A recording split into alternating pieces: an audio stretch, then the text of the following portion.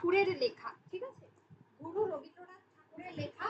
রবীন্দ্রনাথ ঠাকুর সম্পর্কে তো আমাদের নতুন করে জানার কিছু নেই। 1861 সালে রবীন্দ্রনাথ ঠাকুরের জন্ম এবং 1941 সালে মৃত্যু।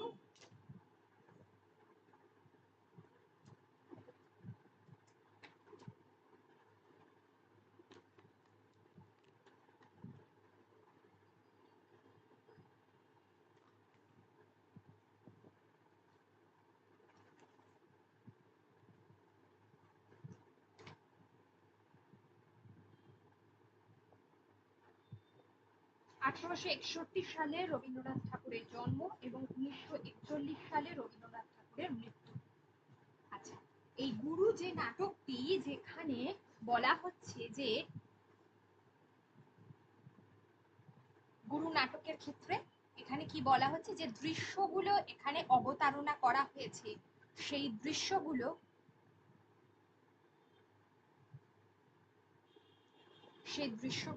খুবই গুরুত্বপূর্ণ। এখানে যে চরিত্রগুলো রয়েছে, আমরা জানি যে অচলায়তন যে রবীন্দ্রনাথের যে নাটক, তার সঙ্গে গুরুর কিন্তু যথেষ্ট মিল রয়েছে, ঠিক আছে। অচলায়তন, এখানে যেটা গুরুত্বপূর্ণ যে গুরু নাটকের ক্ষেত্রে আমরা দেখব যে কোনো কিছু, রবীন্দ্রনাথ সবসময় চেয়েছেন যে জীবনে হচ্ছে মুক্তি, অর্থাৎ কোনো কিছুর মধ্যে কোনো কিছু বদ্ধ অবস্থাতে আটকে থাকা নয়, সবকিছুর মধ্যে তিনি সবকিছু যে বাঁধন রয়েছে সেই বাঁধনকে তিনি, সেই বাঁধনের আগল থেকে তিনি বেরোতে চেয়েছেন। কোনো কিছু বদ্ধভাবে থাকাকে তিনি একেবারেই পছন্দ করতেন না, এবং সেই কারণেই কিন্তু কলকাতা থেকে এত দূরে শান্তিনিকেতনে তিনি বিশ্বভারতী স্থাপন করেছিলেন, এবং সেখানে তিনি চেয়েছিলেন যে ছোটরা, স্পেশালি ছোটরা, তখনকার সময় বড়রাও, যে হচ্ছে প্রকৃতির কাছাকাছি তারা লেখাপড়া করবে, প্রকৃতিকে তারা জানবে, প্রকৃতির কাছাকাছি তারা লেখাপড়া করবে, এটা খুব গুরুত্বপূর্ণ ছিল। এবং সেই কারণেই কিন্তু গুরু নাটকের ক্ষেত্রে আমরা দেখেছি, এবং রবীন্দ্রনাথ ঠাকুর গুরু নাটকের ক্ষেত্রে তারই কিন্তু ব্যবহার দেখিয়েছেন। এখানে যে চরিত্রগুলো রয়েছে, যেমন আমরা দেখছি এখানে গুরু, যে কিনা দাদা ঠাকুর, আচ্ছা, যাকে আমরা গোসাই ঠাকুর বলছি, যিনি অচলায়তনের গুরু, তিনি বয়সে সব থেকে বৃদ্ধ বা প্রবীণ, যেটা আমরা বলতে পারি। এছাড়া আমরা আর কাকে পাচ্ছি? পঞ্চক। এছাড়া আমরা আর পাচ্ছি পঞ্চক, ঠিক আছে, পঞ্চক পাচ্ছি। আর কাকে আমরা পাচ্ছি? মহাপঞ্চক, যে চরিত্রগুলো, পঞ্চক, মহাপঞ্চক, তারপরে হচ্ছে কে না সুভদ্র, তারপরে আমরা যে চরিত্রটা পাচ্ছি সেটা হচ্ছে সুভদ্র। উপাধ্যায়, উপাধ্যায় এই চরিত্রটা পাচ্ছি, আচার্য চরিত্র পাচ্ছি, উপাচার্য চরিত্র পাচ্ছি, এবং অন্যান্য বেশ কিছু চরিত্র রয়েছে, অর্থাৎ অন্যান্য সম্প্রদায় বলতে অচলায়তনের যারা বালক সম্প্রদায় ছিল তারা রয়েছে, এটা গুরুত্বপূর্ণ। অচলায়তন যে সেখানকার যে পাহাড় মাঠ অচলায়তন, এইটা, আর যেখানে আমরা দেখছি যে রবীন্দ্রনাথের একটা বিখ্যাত গান যেটা দিয়ে নাটকের শুরু হচ্ছে, যে তুমি ডাক দিয়েছো কোন সকালে, তুমি ডাক দিয়েছো কোন সকালে, নাটকের প্রথম গান। এবং নাটকের যে প্রথম যে সংলাপ আমরা দেখছি, বালকের সংলাপ দিয়ে শুরু হচ্ছে, বালকের প্রথম বালকের সংলাপ, এই যে প্রথম বালকের সংলাপ, সেটা দিয়ে নাটকের শুরু হচ্ছে। তাহলে প্রথম গান কোনটা, সংলাপ কোনটা, চরিত্র কোনগুলো, যেগুলো বলছি গুরুত্বপূর্ণ বৈশিষ্ট্য।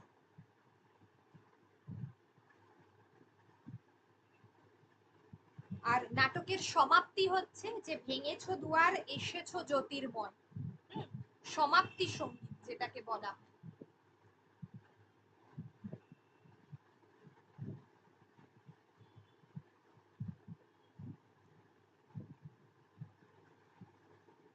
এই যে বিষয়গুলো, এই গ্রন্থে কি কি উল্লেখযোগ্য গ্রন্থের নাম রয়েছে সেটা গুরুত্বপূর্ণ, যেগুলো এই গ্রন্থের মধ্যে উল্লেখযোগ্য নাম, গ্রন্থের নাম, অর্থাৎ কিনা গুরু নাটকে যে উল্লেখযোগ্য নাম, গ্রন্থের নাম ব্যবহার করা হয়েছে সেগুলো গুরুত্বপূর্ণ। যেমন সেগুলো হচ্ছে কুলো দত্তের ক্রিয়া সংগ্রহ, আর হচ্ছে ভরদ্বাজ মিশ্রের প্রয়োগ। ঠিক আছে? আরেকবার একটু বলে দিন। কুলো দত্তের ক্রিয়া সংগ্রহ।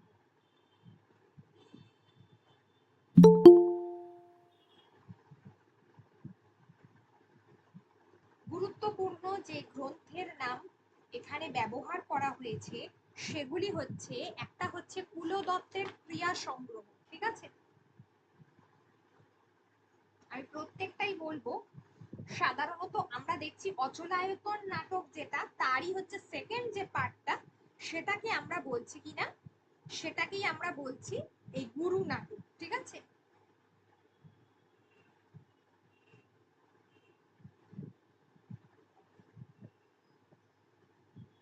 ম্যাম আর একটা গ্রন্থের নাম কি বললেন? হ্যাঁ, আরেকটা গ্রন্থের নাম হচ্ছে যে ভরদ্বাজ মিশ্রের প্রয়োগ পদ্ধতি। ভরদ্বাজ মিশ্রের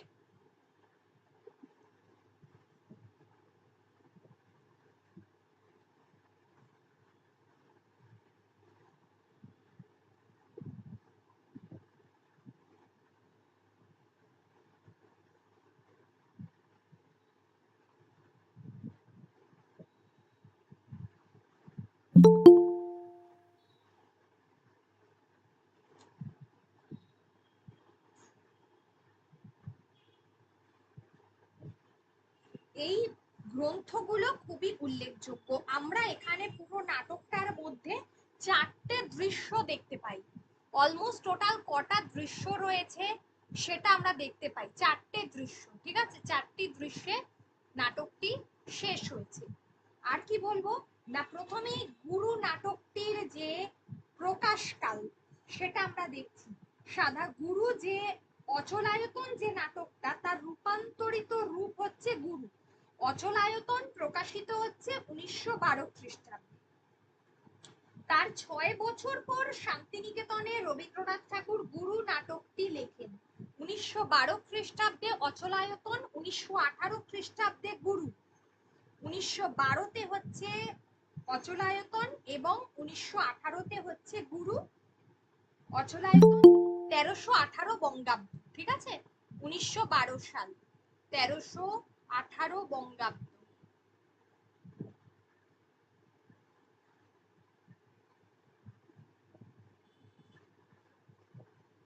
1912 সাল।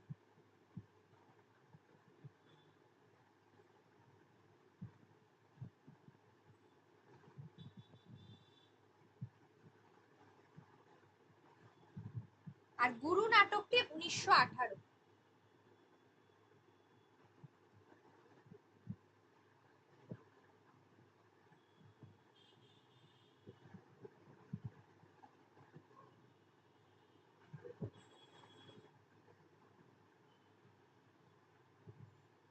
আচ্ছা, তাহলে দৃশ্য সংখ্যা 4 যেটা বললাম, এই দৃশ্য সংখ্যা 4-এ চারটে দৃশ্যের নাম রয়েছে।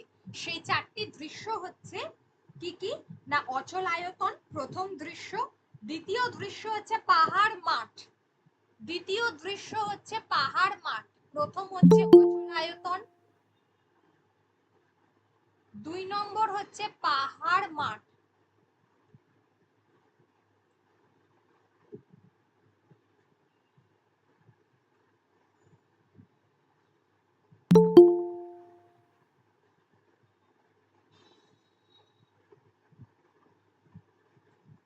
পাহাড় মাঠ হলো থার্ড যে দৃশ্য, সেটা হচ্ছে কি না দর্ভক পল্লী।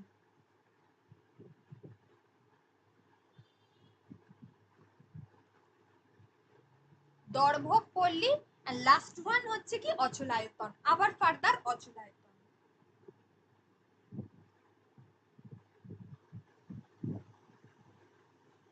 লাস্ট ওয়ান হচ্ছে অচলায়তন। মূল যে বিষয়টা হচ্ছে যে চিরাচরিত যে প্রথা, প্রথাকে ভেঙে ফেলতে হবে।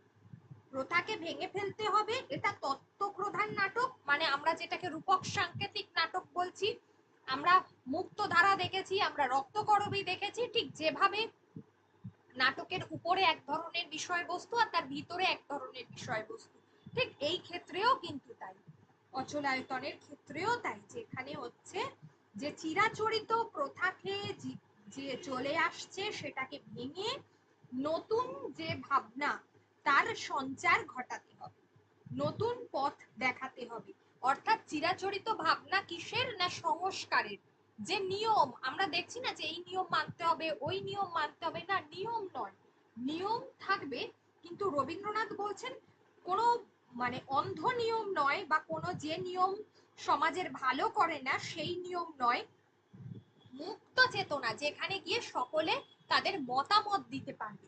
রবীন্দ্রনাথ শিক্ষার্থীদের ক্ষেত্রে সেই মতামতটা চেয়েছেন, যে যেখানে গিয়ে একজন শিক্ষার্থী, আচার্য, উপাধ্যায়, উপাচার্য, শিক্ষক সকলে কিনা সকলে সমাজের সমস্ত কি বলবো সম্প্রদায়ের মানুষ তারা তাদের নিজস্ব মতামত পোষণ করতে পারবে। তো সেটাই হচ্ছে গুরুত্বপূর্ণ, সেই মুক্ত চেতনা দেখাতে পারবে, সেটাই হলো গুরুত্বপূর্ণ। সেইটাই হচ্ছে এই গুরু নাটকের মূল বিষয়বস্তু। গুরু আসছেন সকলে একেবারে ভীত, যে প্রথম যে দৃশ্য আমরা অচলায়তনে দেখছি, যে গুরু আসছেন, অচলায়তন মানে কি, যে এমন একটা প্রতিষ্ঠান যেটা কিনা প্রাচীন ধ্যান ধারণার যারা প্রতিনিধিত্ব করছে, সেই জন্যই এটা হচ্ছে অচলায়তন। তো সেই অচলায়তনে যেখানে গুরু আসছেন, কোনো একজন গুরু আসছেন বলে সকলে একেবারে ভীত সন্ত্রস্ত হয়ে উঠেছে, যেখানে শিক্ষার্থীদেরকে মগজ ধোলাই করা হয় আমরা বলতে পারি। তো সেখানে উপাধ্যায় রয়েছেন, অর্থাৎ কিনা আচার্যের যিনি সহকারী অধ্যাপক। আমরা চরিত্রগুলো দেখেছি, উপাধ্যায় তো অনেক পরে এসেছে, পঞ্চক আছে, মহাপঞ্চক আছে, সুভদ্র আছে, এক এক করেই বলি। তো এখানে আমরা গুরু গুরুর সম্পর্কে কারোর সেভাবে কোনো ধারণা নেই, কিন্তু গুরু এলে গুরু যেন গুরুকে দেখে সকলে ভয় পায় এটুকু একটা বোঝা যাচ্ছে। তো গুরুকে অভ্যর্থনা জানাতে হবে। আমরা দেখেছি যখন স্কুলে কি হয়, যে এসআইরা রয়েছে তখন যখন আসে, তখন আমাদের যে প্রধান শিক্ষক বা শিক্ষিকারা রয়েছেন বা অন্যান্য শিক্ষক শিক্ষিকারা রয়েছেন, তারা তো তাকে মানে আমন্ত্রণ জানায়, তো অভ্যর্থনা জানায়। তো সেক্ষেত্রে এখানেও ঠিক তাই, যে গুরুকে অভ্যর্থনা জানাতে হবে। তো সকলে তো একেবারে রীতিনীতি মন্ত্রতন্ত্রর মধ্যে দিয়ে সকলে ব্যস্ত, কিন্তু এই সবের থেকে একজন ব্যক্তি আলাদা, যে কিনা হচ্ছে পঞ্চক। এই পঞ্চক আলাদা, যে কিনা মুক্ত মনের অধিকারী। আর আরেকজন হলো যে কিনা সুভদ্র, যে কি করেছে, তার প্রচন্ড মানে কি বলবো, সে এই অচলায়তনের জানলা সবসময় বন্ধ থাকে। সেই সুভদ্র যে এতদিন ধরে যে রীতিনীতি চলে আসছে, সেই জানলা তাকে খুলে দিয়েছে, দিয়ে প্রথমবার নিয়মকে সে ভেঙেছে, প্রথমবার নিয়মকে সে ভেঙেছে।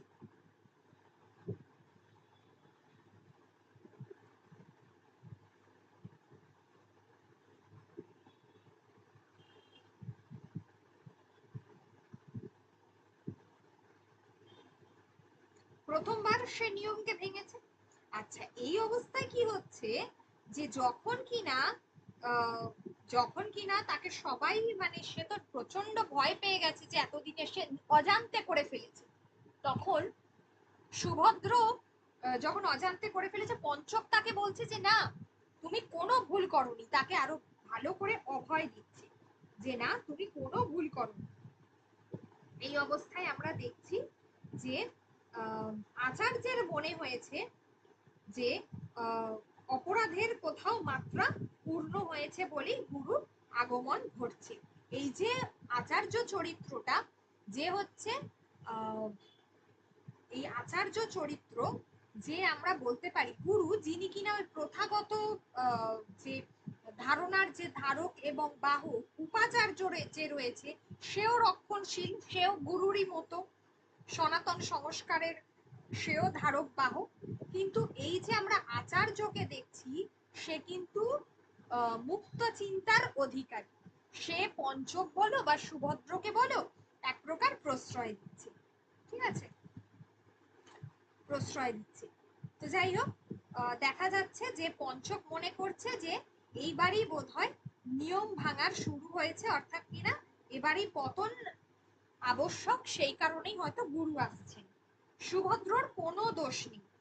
আর মহাপঞ্চক যে চরিত্রটা, মহাপঞ্চক হচ্ছে, এও হচ্ছে ঠিক ওই রকম অচলায়তনে যে শিক্ষা ব্যবস্থা প্রচলিত সেই শিক্ষা ব্যবস্থারই একটা প্রতিভূ। ঠিক আছে, মানে সেই সনাতনী চিন্তা ভাবনার প্রতিভূ হচ্ছে মহাপঞ্চক এই চরিত্রটা।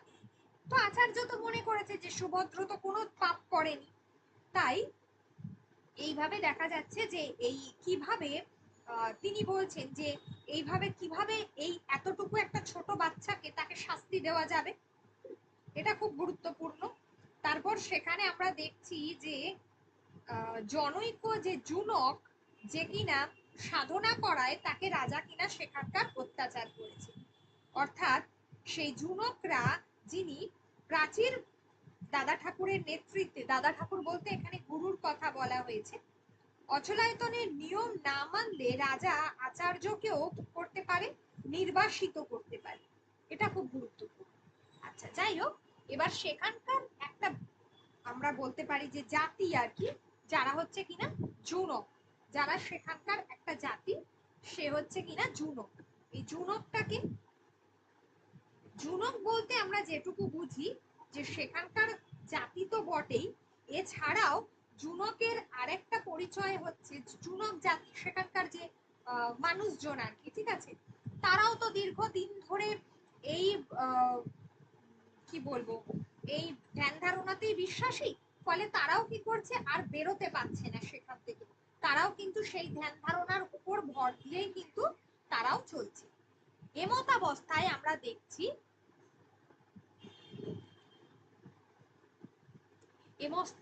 এমতাবস্থায় আমরা দেখছি জুনক বা এবং বালকরা তারা কি করছে, তারা কি করছে যে এই যে সুভদ্র যে যে খুলে দিয়েছে আগল, যে যে মুক্তির যে প্রতীক, তারাও কিন্তু সেই ধারণাতে, অর্থাৎ তারাও কিন্তু আর সনাতনী চিন্তা ভাবনায় বিশ্বাস করছে না, তারা কোনো নিয়ম মানছে না। ফলে পঞ্চক এসে কি করছে, তাদের সঙ্গে তখন মেলামেশা করছে, আনন্দ করছে, গান গাইছে, এবং জুনকরাও কিন্তু একটা নতুন ধরনের জীবন যাপন করছে, অর্থাৎ সেখানকার বাসিন্দা অধিবাসীদেরকে জুনক বলা হচ্ছে। এবার আমরা দেখছি যে জুনকদের দাদা ঠাকুরের সঙ্গে পঞ্চকের সাক্ষাৎ হচ্ছে।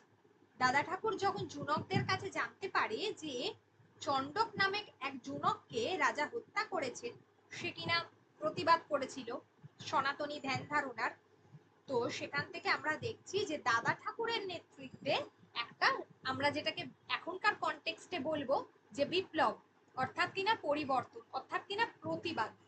এবার প্রতিবাদ হচ্ছে কার বিরুদ্ধে হচ্ছে, সমকালীন যারা সেই নিয়ম রীতির যারা প্রতিভূ, তাদের বিরুদ্ধে হচ্ছে। সেই চরিত্রগুলো কারা, তাহলে এক পক্ষ এখানে হচ্ছে গুরু, এই সরি, এখানে গুরু নয়, এক পক্ষ হচ্ছে এখানে হচ্ছে যে ওই কি বলে মহাপঞ্চক এই চরিত্রটা, রাজা, এবং হচ্ছে যে যে হচ্ছে উপাধ্যায় এই চরিত্রটা, আর আরেক পক্ষে হচ্ছে উপাচার্য, এইটা হলো এক পক্ষ। আর এক পক্ষে আমরা দেখছি যে হচ্ছে যে গুরু রয়েছে, আর এক পক্ষে হচ্ছে আরেক পক্ষে পঞ্চক রয়েছে, সুভদ্র রয়েছে, আর হচ্ছে আচার্য রয়েছে।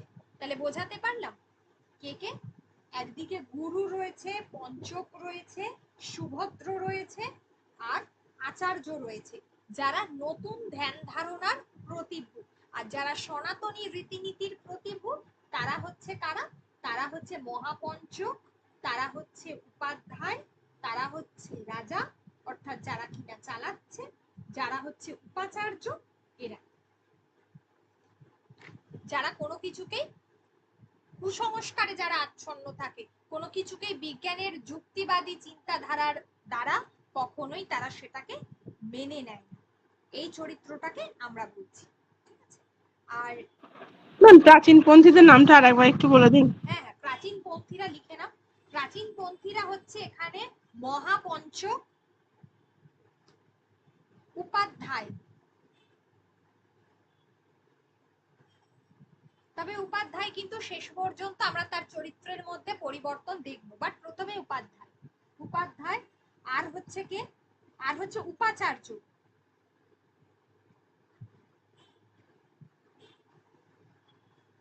আর রাজা।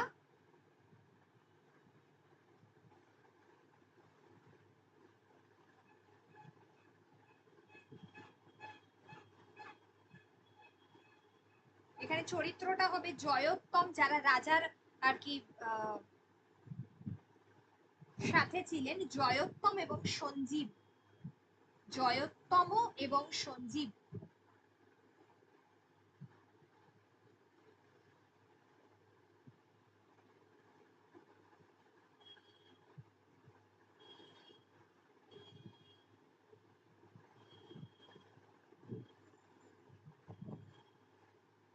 আর যারা হচ্ছে সনাতন ধ্যান ধারণার বিপরীত মেরুর লোক, যারা সনাতন ধ্যান ধারণার বিপরীত মেরুর লোক, তারা হচ্ছে পঞ্চক, গুরু, অর্থাৎ কিনা দাদা ঠাকুর, জুনকদের দাদা ঠাকুর, জুনকদের দাদা ঠাকুর, পঞ্চক। দাদা ঠাকুরই গুরু, ঠিক আছে, গুরু। আর জুনকদের দাদা ঠাকুর, আর পঞ্চক, আর হচ্ছে সুভদ্র, সুভদ্র, আর হচ্ছে আচার্য,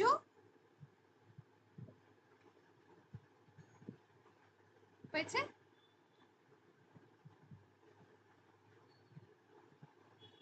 আর জুনকরা রয়েছে, দর্ভক জাতি রয়েছে, আর বালক সম্প্রদায় রয়েছে।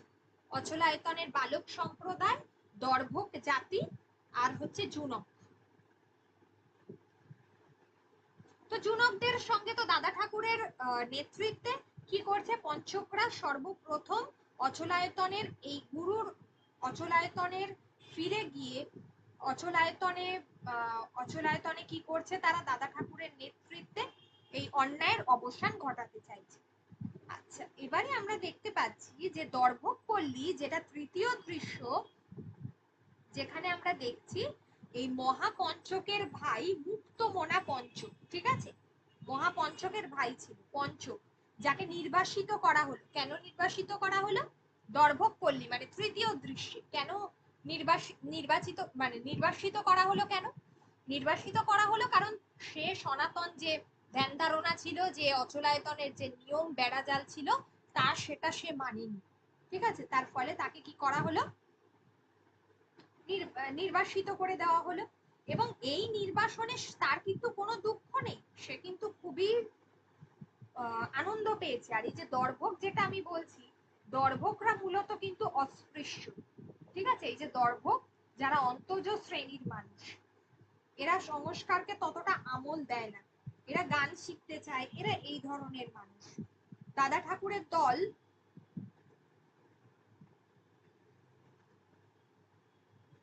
দাদা ঠাকুরের দল যে অচলায়তনের যে এই যে চিরাচরিত প্রথা, সেটা যে তারা ভেঙে দিতে চায়, সেটা কিন্তু দর্ভকদের কাছে খবর গেল।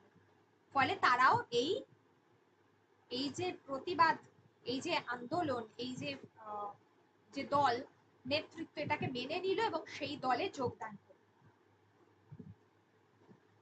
এবার এই সময় মালি এসে আচার্যকে খবর দেয় যে এখানে গুরু আসছেন। যিনি এলেন তাকে দর্ভকরা তাদের গোসাই ঠাকুর বলে চিনতেন, তিনিই তো দাদা ঠাকুর। আচার্য গুরুকে চিনতেন, তিনি দাদা ঠাকুরকে গুরু বলে প্রণাম জানালেন, ঠিক আছে। আচ্ছা, আর লাস্ট ওয়ান যেটা হচ্ছে অচলায়তন। অচলায়তনের ক্ষেত্রে আমরা দেখবো যেটা চতুর্থ দৃশ্য, যেখানে আমরা দেখছি অচলায়তন আক্রান্ত হয়েছে। গুরু আসার দিনেই সেখানে বিভিন্ন অনাচারের খবর পেয়ে এই মহাপঞ্চক, সঞ্জীব, যে জয়োত্তম, এই যে চরিত্রগুলো ক্রমশ বিচলিত হয়ে পড়ল।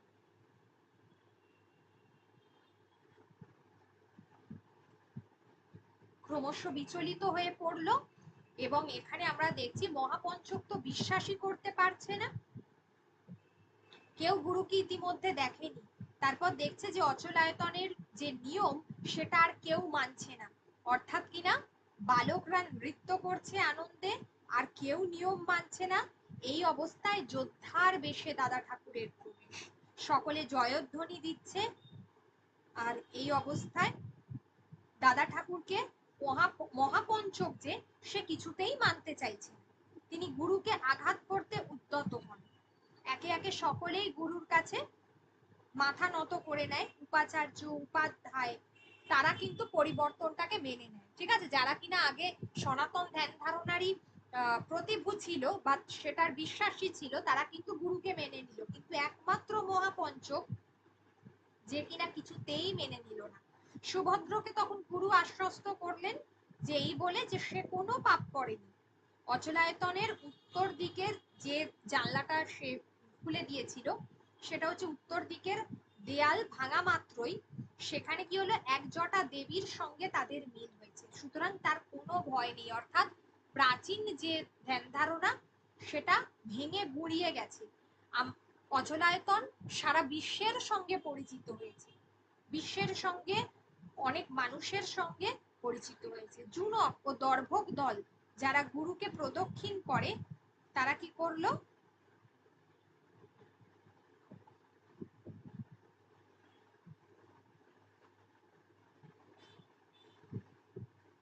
তারা দেখা গেল যে জুনক বা যারা দর্ভক দল তারা ধীরে ধীরে কি করলো, প্রদক্ষিণ করলো এবং তারা গাইতে থাকলো। এই হলো মূল বিষয়বস্তু এই পুরো নাটকটা। ঠিক আছে, আচ্ছা এটা কি বলতে পারবে যে গুরু কোথায় প্রথম প্রকাশিত হয়েছিল, কোন পত্রিকাতে?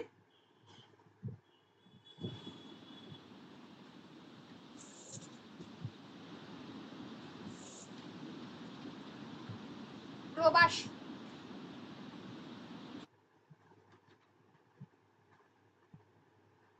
আচ্ছা,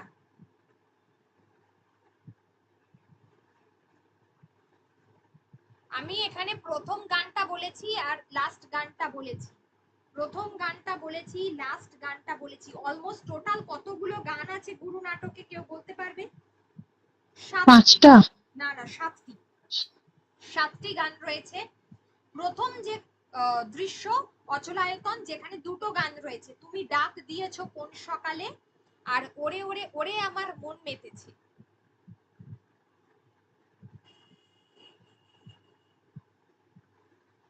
দ্বিতীয় যে দৃশ্য রয়েছে অর্থাৎ কিনা পাহাড় মাঠ, সেখানে 3টে গান রয়েছে।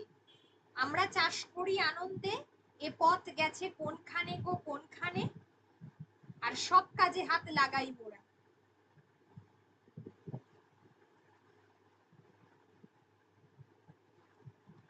তৃতীয় দৃশ্যে যে গান রয়েছে, ও অকুলের কুল, ও অগতি, ম্যাম 2 নম্বরটা আরেকবার বলুন না। চাষ করি আনন্দের পরে সব কাজে হাত লাগাই মোরা। ম্যাম ওটা তো শেষে 2 নম্বরটা। ও আচ্ছা, 2 নম্বর, প্রথমটাই, সরি আমি একটা ভুল বলেছি, প্রথম গানটা ওরে ওরে ওরে আমার মন মেতেছে। না না না না, ওটা হচ্ছে অচলা, প্রথম দৃশ্যে আছে ওটা। প্রথম দৃশ্যে দুটো গান, তুমি ডাক দিয়েছো কোন সকালে আর ওরে ওরে ওরে আমার মন মেতেছে, এটা প্রথম দৃশ্যে রয়েছে অর্থাৎ কিনা অচলায়তন। দ্বিতীয় দৃশ্যে রয়েছে 3টে গান, যার প্রথম গান হচ্ছে এ পথ গেছে কোনখানে গো কোনখানে, 1 নম্বর গান। 2 নম্বর হচ্ছে আমরা চাষ করি আনন্দে, এবং 3 নম্বর হচ্ছে সব কাজে হাত লাগাই মোরা। ও চাষ করি আনন্দটা 2 নম্বরে ম্যাম। 2 নম্বর। ও আর 1 নম্বরটা ম্যাম। এ পথ গেছে কোনখানে গো কোনখানে।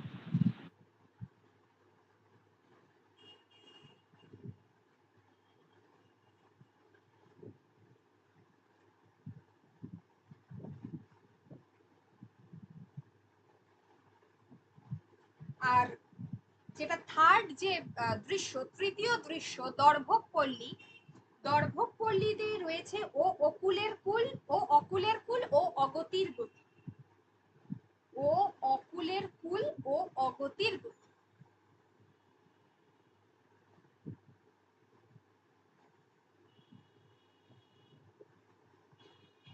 অকুলের ফুল, তারপরেরটা অগতির গতি, অগতির গতি।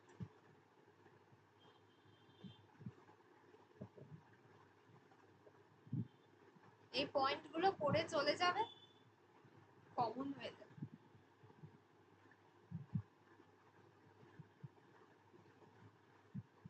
আচ্ছা, আর তারপরে হচ্ছে লাস্ট যে চতুর্থ দৃশ্য, সেখানে হচ্ছে ভেঙেছো দুয়ার এসেছো জ্যোতির্ময়। Almost total 7টা। ভেঙেছো দুয়ার এসেছো জ্যোতির্ময়, সব থেকে বেশি গান গেয়েছে পঞ্চম। সব থেকে বেশি গান গেয়েছে পঞ্চম।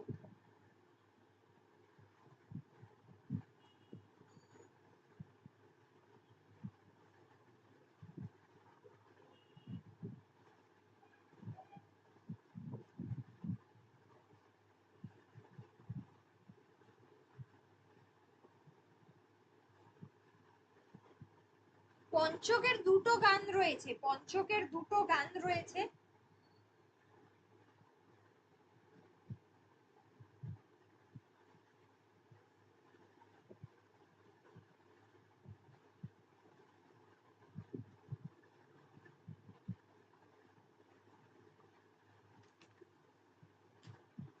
কোন দুটো ম্যাম? একটা হচ্ছে তুমি ডাক দিয়েছো কোন সকালে, তারপরে ওরে ওরে ওরে আমার মন মেতেছে।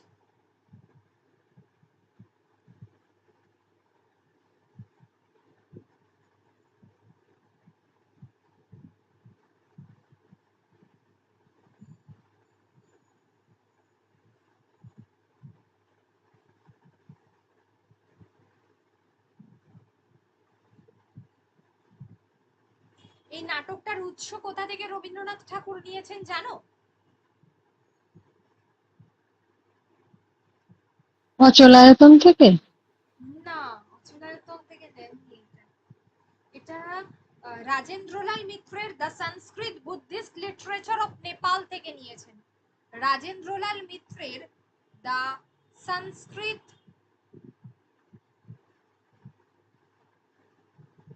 সংস্কৃত বুদ্ধিস্ট লিটারেচার অফ নেপাল।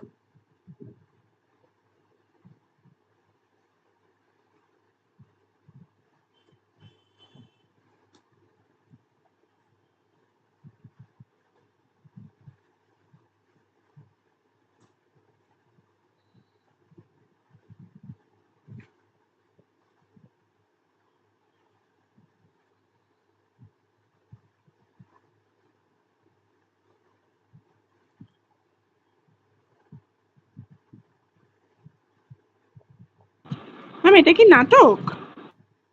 এটা একটা গ্রন্থ, না নাটক।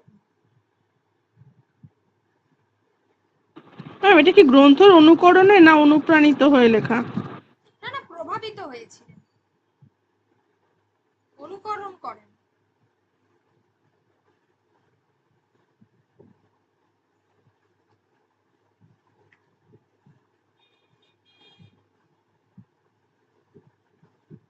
এগুলো হলো মূল বিষয়। আর এখানে তোমাদের নোটের মধ্যে আর যে গুরুত্বপূর্ণ জায়গাগুলো আশা করি আমি বলে দিয়েছি। আচ্ছা, এটা কি আমি বলেছিলাম যে একবার নাটকে দেখবে যে যেখানে আমার মনে হয় যে প্রশ্নগুলো করে দেওয়া আছে। গুরু নাটক গ্রন্থাকারে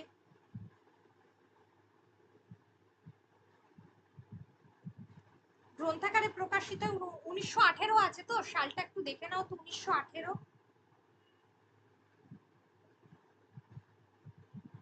ওখানে দেখো লেখা আছে তোমাদের রাজেন্দ্রলাল মিত্রের বইটার নাম লেখা আছে, ওটা একটু দেখে নেবে। আর 1918 হবে সালগুলো দেখবে।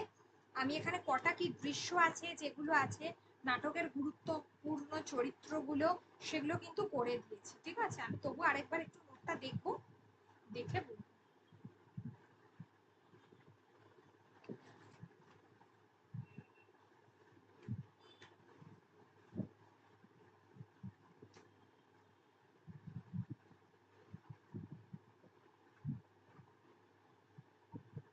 গুরু থেকে কি কি দিয়েছি একবার একটু বলতে পারবে আমাকে?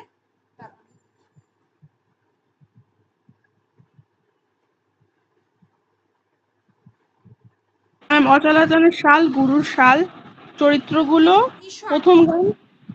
ঠিক আছে, তো সালটা একটু দেখে নাও একবার, 1918 হবে। হ্যাঁ ম্যাম গুরু তো 1918 বললেন।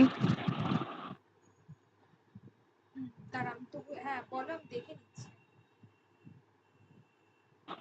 প্রথম গান, সমাপ্তি গান, আর হচ্ছে কোন কোন বইয়ের উল্লেখ আছে, না না, সেটা তো আর দৃশ্যগুলো। যে ফুল নোটটাতে কি কি আছে।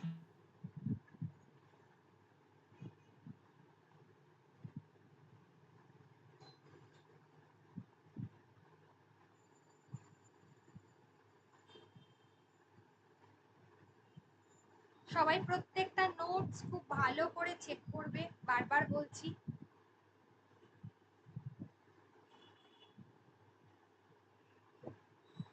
আমি দেখে নিচ্ছি তবু।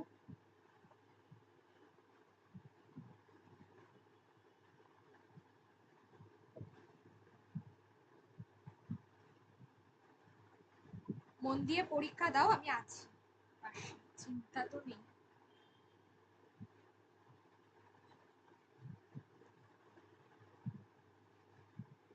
ম্যাম, গুরু নাটক থেকে গুরু নাটকের কিছু শব্দার্থ দিয়েছেন আর প্রশ্ন আছে। আচ্ছা আচ্ছা,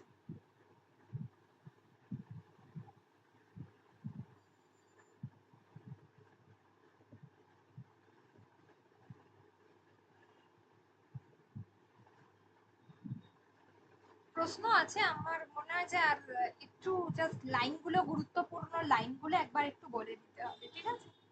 গুরুত্বপূর্ণ লাইনগুলো একটু বলে দিতে হবে। আমি গুরুত্বপূর্ণ লাইনগুলো গ্রুপে তোমাদেরকে দিয়ে দেবো, আর একটা একটা জায়গায় ওয়ান লাইনার করে দেবো, তাহলে সুবিধা হবে।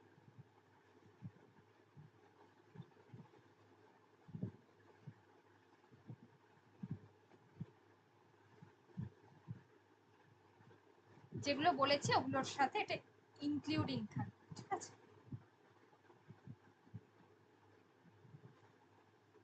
গুরুটা থেকে প্রশ্ন আসে।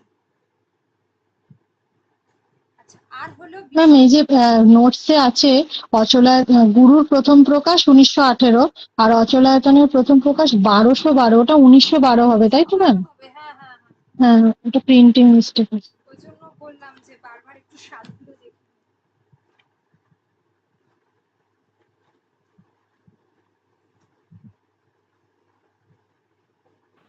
ম্যাম, শালগুলো কি আসেই? হ্যাঁ, এগুলো গুরুত্বপূর্ণ বাবা। এমনিও গুরু আর অচলায়তন দুটোই পড়তে হবে, এটা আমি বলেওছি নাটকের, মানে রবীন্দ্রনাথের নাটক পড়তে গেলে। এমনিতে রবীন্দ্রনাথের সব সাল গুরুত্বপূর্ণ, কিচ্ছু করতে পারবো না। আচ্ছা ম্যাম, কালকে আপনি যে ফুল মক টেস্ট যেটা নিলেন, ওই ওই রকমই কোয়েশ্চেন হবে তো, মানে ওই রকম যে যেরকম টাইপের আপনি করেছেন? হ্যাঁ হ্যাঁ, ওরকমই প্রশ্ন। আমি আরো কতগুলো নেব। ওরকম হলে ঠিক আছে, তবু কিন্তু ওর থেকেও শক্ত হলে কেন? খুবই অসুবিধা। আমি তোমাদের নর্মাল যে মক টেস্ট গুলো নিয়েছি, এমনি নর্মাল, হ্যাঁ, আরো শক্ত ছিল। এগুলো অনেক শক্ত প্রশ্ন, এটা তো অনেক। হ্যাঁ, হ্যাঁ, তার তুলনায় কালকে সোজা ছিল। না না, ইজি টু মডারেট হবে, মডারেট টু হাই লেভেল হবে, ওটা কোনোদিন হয় না। প্রশ্ন হয়, দেখো আমি বলছি, 60 নম্বরের বিভাজন রয়েছে। আমি যদি ধরেও নিই প্রশ্ন কঠিন হবে, তো দেন 20 হবে ইজি, যে 20টা প্রশ্ন একদম ইজি থাকবে, বাদ বাকি 20টা থাকবে মডারেট, ঠিক আছে? আর মানে একটু ভাবনা চিন্তা করতে হবে। আর হয়তো বাদ বাকি আমি 30ই ধরে নিলাম মডারেট হবে, আর বাদ বাকি 10 হবে তোমাদের একটু কঠিন। কঠিন মানে একটু ভেতর থেকে দেবে, কি একটু গ্রামাটিক্যাল যদি হয়, বা একটু ধরো সাহিত্যের ইতিহাস হয়তো একটু খুঁটিয়ে করলো প্রশ্ন, এইভাবে। ম্যাম, শালগুলোই কি বেশি আসবে? ওইগুলোই তো সমস্যা লাগছে। সালগুলোর তো আমি আমি গ্রন্থগুলো দিয়ে দিচ্ছি করে, ওই জন্য তো আমি বললাম যে তোমরা আমাকে দুদিন ছাড়ো, তাহলে আমি তোমাদের নোটগুলো করে দিই। যেটা হচ্ছে পরীক্ষার আগে যে যে সালগুলো বলে দেব পুরো প্রত্যেকের গ্রুপে, ওই সালগুলো ভিভিআই, ওগুলো সব ভালো করে পড়ে যাবে। আমার মনে হয় যে এসএসসি তার বাইরে দেবে। তাহলে ম্যাম, আপনি কালকের দিনটাই নিন, নিয়ে করে দিন ওটা। হ্যাঁ, করে দেবো। মানে বৃহস্পতি শুক্রবারের মধ্যে সবগুলো করে দেবো, কারণ তোমাদের ক্লাস নেবো আমি শনি রবিবার, তার মধ্যে তোমরা আমাকে জানিয়ে দেবে যে আর কি কি লাগবে তোমাদের, আগে দিয়ে দিই আমি, তারপর। আন্তর্জাতিক সাহিত্যটা। হ্যাঁ হ্যাঁ, আমার মনে আছে মনে আছে, ওটা পড়াবো এমনিতে স্যাটারডেতে আমি পড়াবো, আর পারলে আমি দেখছি শুক্রবার দিকও পড়াবো। শনি রবি সোম এই 3 দিন আমি পড়াবো, এটুকু ধরে রাখো। আচ্ছা, বিশাল ডানাওয়ালা থুরথুরে বুড়ো, এটা হচ্ছে গ্যাব্রিয়েলা গার্সিয়া মার্কেজের লেখা, ঠিক আছে? সাধারণত কি হয় যে এই যে বিশাল ডানাওয়ালা থুরথুরে বুড়ো, এগুলো তো আন্তর্জাতিক গল্প। তো আন্তর্জাতিক গল্প হওয়ার কারণে একটা তোমাদের যে আমরা যেমন শিক্ষা সার্কাস পড়লাম, ওটা ভারতীয় কবিতা ছিল, এটা হচ্ছে আন্তর্জাতিক গল্প। তা আন্তর্জাতিক গল্পের ক্ষেত্রে এগুলো যে খুব বেশি প্রশ্ন আসবে তা নয়, কিন্তু তো আমাদের তবু যেহেতু সিলেবাসে আছে সেহেতু এগুলো যেটা হচ্ছে যে কে কোন দেশে সেটা খুব গুরুত্বপূর্ণ, এখান থেকে ভীষণ আসে। ঠিক আছে, মর্কেজের লেখা যেটা হচ্ছে কে কোন দেশে 1968 সালে প্রকাশিত হয়েছে। এই গল্পটির আমরা যেটা দেখতে পাই যে very very old man with enormous wings, a very old man with enormous wings। এখানে মানবেন্দ্র বন্দ্যোপাধ্যায়ের একটা ইংরাজি অনুবাদ থেকে গল্পটির বঙ্গানুবাদ করা হয়। এই ইংরাজি অনুবাদটা থেকে মানবেন্দ্র বন্দ্যোপাধ্যায় তিনি বাংলা অনুবাদ করলেন, সেটা হচ্ছে বিশাল ডানাওয়ালা থুতথুড়ে বুড়ি। ঠিক আছে, a very old man with এনোরমাস wings, যেটা মূল যে গল্প। ম্যাম একটু লিখে দিন না। হ্যাঁ বলে দিচ্ছি, এটা কিন্তু ইংরাজি ভার্সন, ভালো করে দেখে নেবে। হ্যাঁ, a very old man with এনোরমাস wings,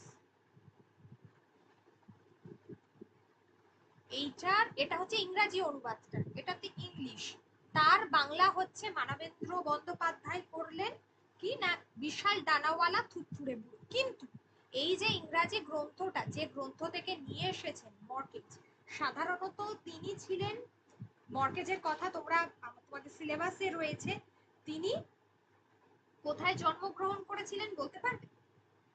তিনি একজন স্প্যানিশ লেখক ছিলেন। এর যে মূল যে গ্রন্থটা সেটা হচ্ছে একটা স্প্যানিশ ভাষায় লেখা, স্পেনে জন্মগ্রহণ করেছিলেন। তো তাকে তিনি যে স্প্যানিশ ভাষায় লিখেছিলেন সেটা কিন্তু খুব গন্ডগোলের ভাষা। ঠিক আছে, সেটা হচ্ছে তোমাদের তো এমনিতে আনসেন্সার আনসেনার আনসেনার MUY Viejo muy viejo con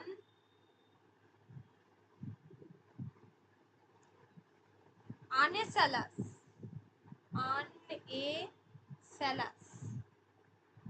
anesalas enormes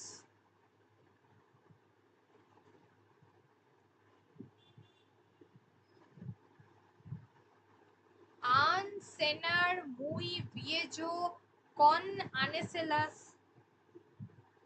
enormes।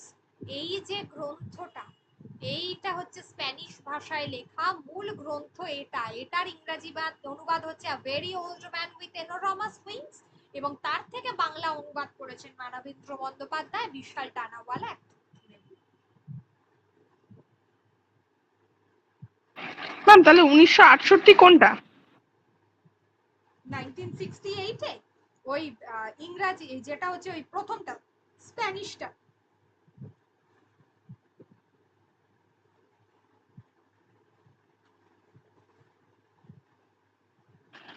Ma'am এই নামটা হজম হচ্ছে না। কিছু করার নেই, আমি কি করব, মুশকিল। আর স্প্যানিশ ভাষা যে হজম হবে না এটা স্বাভাবিক, তোমাদের তো অপশন থাকবে আনসেনর, এটা একটা দেখে নেবে, স্পেলিং গুলো একটু এক দুবার লিখে নিলেই হয়, লিখতে তো আর দেবে না।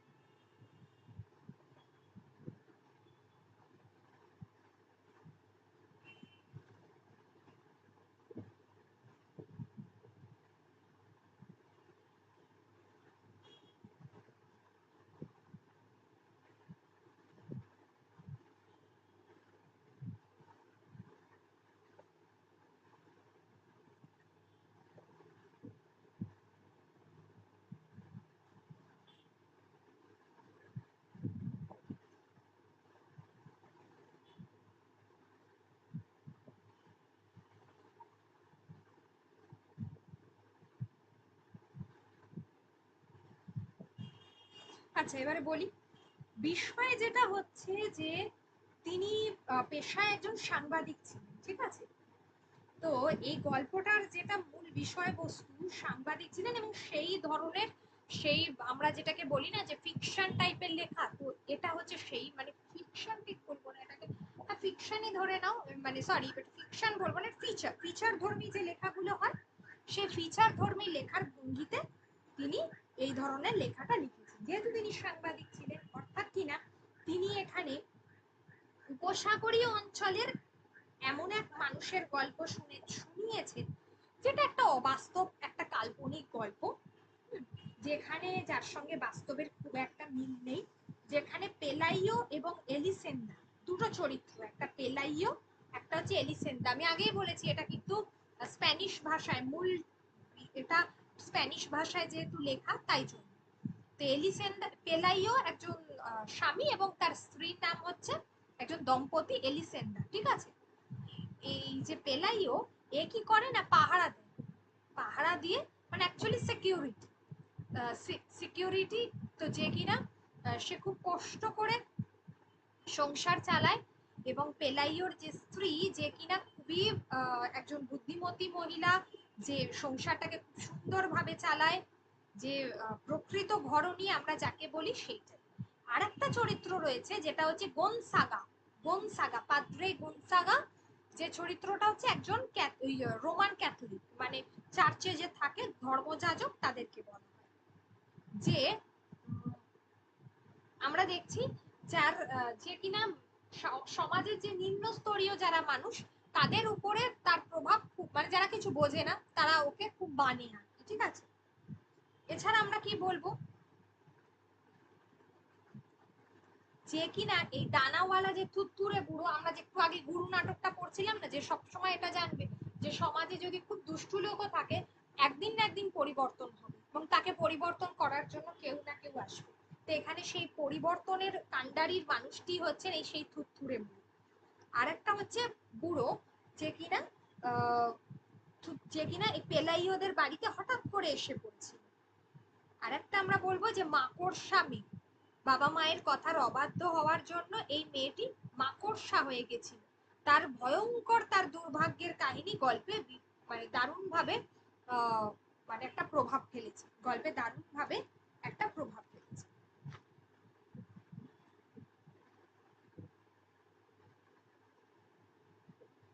এবারে গল্পটা যেটা হচ্ছে, এই যে পেলাইও এলিসেন্দার বাড়িতে বুড়ো এলো, তো সেই হচ্ছে যে কিনা বিভিন্ন ভাবে সে তার বিকলাঙ্গ মানুষদেরকে সে রোগ মুক্তি ঘটায়, এইভাবে বিভিন্ন আমরা কাল্পনিক আগেই বলেছি। তো যাকে নিয়ে এত উৎকণ্ঠা, তার মধ্যে কিন্তু কোনো রকম কোনো তাপ উত্তাপ নেই। সেই বুড়ো, লেখক বলছেন যে অতিপ্রাকৃত যদি তার মধ্যে থেকেও থাকে কোনো এক শক্তি, মানে কাল্পনিক শক্তি, বা কোনো তিনি যদি কোনো একটা অতিমানব হন, যেটা হচ্ছে যে গুরুত্বপূর্ণ বিষয়, যে তার খুব ধৈর্য ছিল। তাকে পরীক্ষা করবার জন্য মানুষের আগ্রহ তো কম ছিল না, তারা জানতে চেয়েছিল যে এই বৃদ্ধ কি নরওয়ের বাসিন্দা, এটাও খুব গুরুত্বপূর্ণ। অনেক চিঠিপত্র দিয়ে বৃদ্ধকে মানে বুড়ো ভদ্রলোককে আর কি চিহ্নিতকরণেরও একটা ব্যবস্থা চলেছে। এই যে দম্পতি অর্থাৎ পেলাইও এবং এলিসেন্দা, এরা এরা ভেবেছিল যে আয় করাটা, অর্থ আয় করাটা সম্ভব, কারণ যদি তাকে রাখা যায় আর কি, ঠিক আছে। এইভাবে তাকে তো তারা কি করলো না, আমরা মানে ভগবান বলে প্রতিপন্ন করলো, যে সে থাকলে সবকিছু হবে, এই বুড়োর কোনো কিছুই অসাধ্য কোনো কিছুই নেই। আর এখানে আমরা দেখছি যে বেশ কিছু অলৌকিক ঘটনার দায় তাকে চাপানো হয়েছিল, যেটা গল্পের মধ্যে গুরুত্বপূর্ণ। অলৌকিক ঘটনার দায় সেগুলো কি কি, সেটা হচ্ছে যে যেমন তিনটে নতুন, যেমন হচ্ছে তিনটে নতুন দাঁত গজিয়ে ওঠা, এই সমস্ত অন্ধ আতুরের, একটা পঙ্গু কি করেছিল না লটারি প্রায় জিতেই যাচ্ছিল, এরকম ব্যাপার, কুষ্ঠরোগীর থেকে তার কাছ থেকে সূর্যমুখী ফুল ফুটে গেল, এই সমস্ত বিষয়গুলো। তো মূল গল্পটাই আমরা দেখছি, এক কথায় গল্পটা যদিও একটা কাল্পনিক গল্প, কিন্তু এটা মনে করা হয় যে সভ্য সমাজ সেই বুড়োকে অবশ্যই বলেছিল যে এ একটা অতি মানব ছাড়া কেউ নয়। যাই হোক না কেন, এটুকু আমরা দেখতে পাচ্ছি যে আহ, যে কোনো বারে বারে যে কোনো সমাজের যারা ক্ষতি চায় তাদেরকে পরিবর্তন করার জন্য একজন মানুষের আবির্ভাব ঘটে। সেটাই হচ্ছে এই বিশাল ডানাওয়ালা থুরথুরে বুড়ো। কোথাও তাকে দেখে মনে হয় যে তার মধ্যে দৈব শক্তি আছে, কিন্তু শেষে দেখা যায় সেই বুড়ো ডানা মেলে উড়ে গিয়েছে অন্য কোনো আশ্রয়। কাদের জন্য না, এই সভ্য সমাজের দোষে। এই সভ্য সমাজের মানুষরা যারা কখনো কি করতে পারে না, কোনো কোনো কিছুকেই এই সহানুভূতির চোখে দেখতে পায় না। ঠিক আছে, এই হলো মূল বিষয়।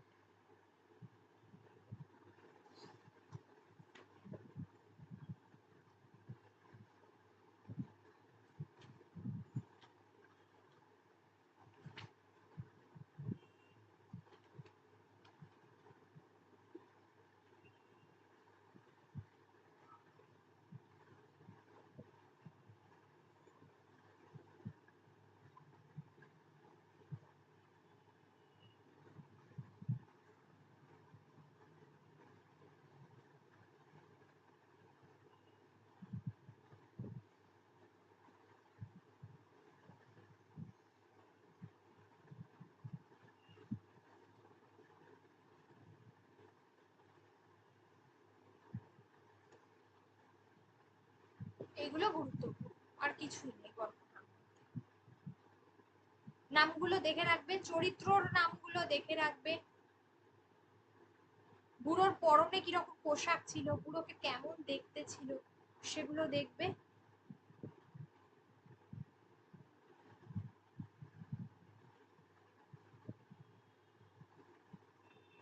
এ যে এক দেবদূত, পরশিনী তাদের বললে, পরশিনী মানে প্রতিবেশী আমরা যাকে বলি সেই।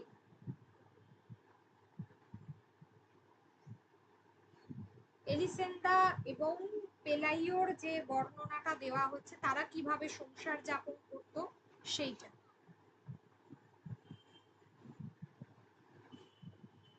পেলাইও আর এলিসেন্দার শিশু সন্তান ছিল, সেই শিশু সন্তানের কথাটা দেখবে।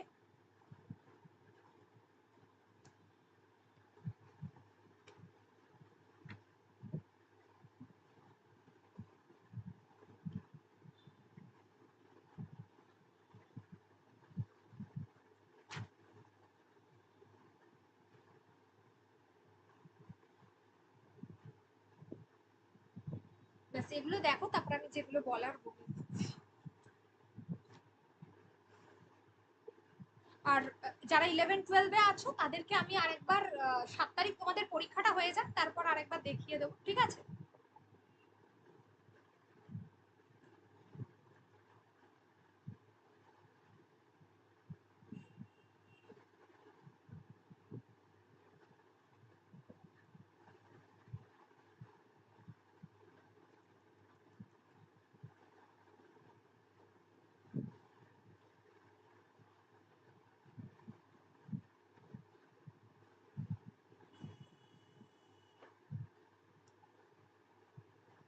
রাখি তাহলে।